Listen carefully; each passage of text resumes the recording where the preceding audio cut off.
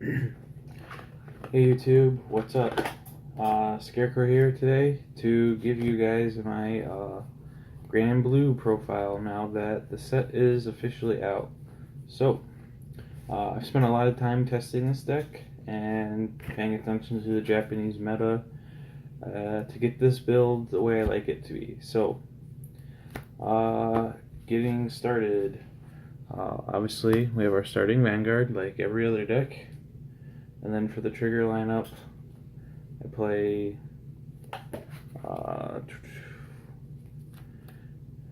8 crit, 4 draw, and 4 heal, which I'm sure will surprise no one. You really don't need to play more draws in this deck. You already mill. So, getting to the grade 1s, we have Danny Guy Romaro. This card is pretty good.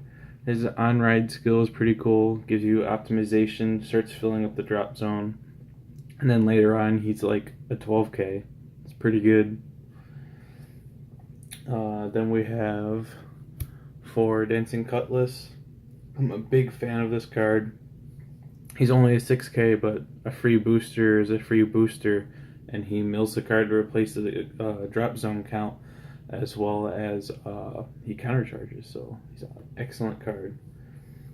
Next, got 3 Norman the Ghosty. This card is pretty good.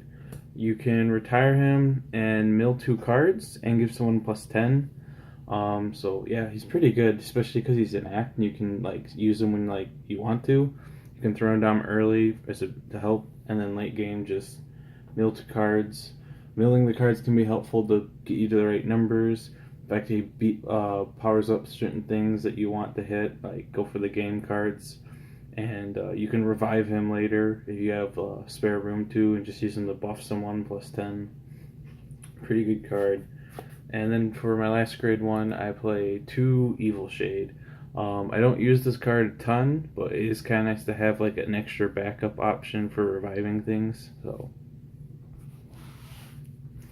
that's it for the 1s. Into the grade 2s, we got our 4 Rune Shade. This card is really good and very helpful. Helps fuel the drop zone faster, and then late game, like if you're using it skill to mill on attack, this card's like a 17 all by itself. Really good. Then I'm playing 3 Captain Night Mist. He's our backup reviver other than Basskirk. Often, like, you'll do a play where you'll Basskirk, revive Night Mist, revive another card. It's a pretty good card.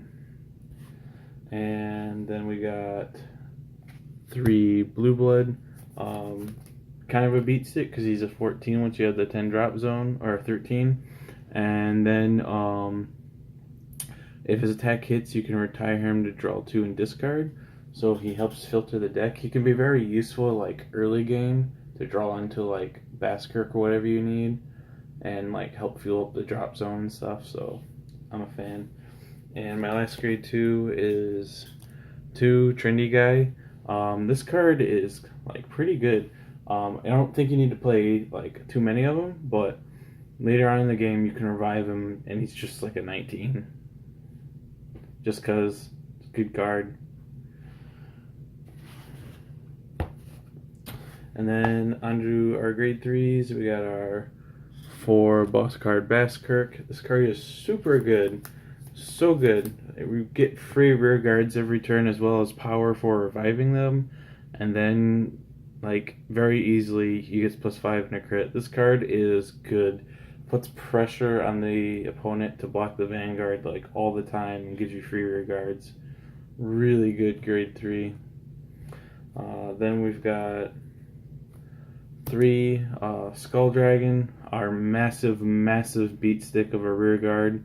And it's not even bad when you have to ride it either. It can just be a massive Vanguard, put the opponent into a corner. And my last card of the deck is 1 Violence Flanger.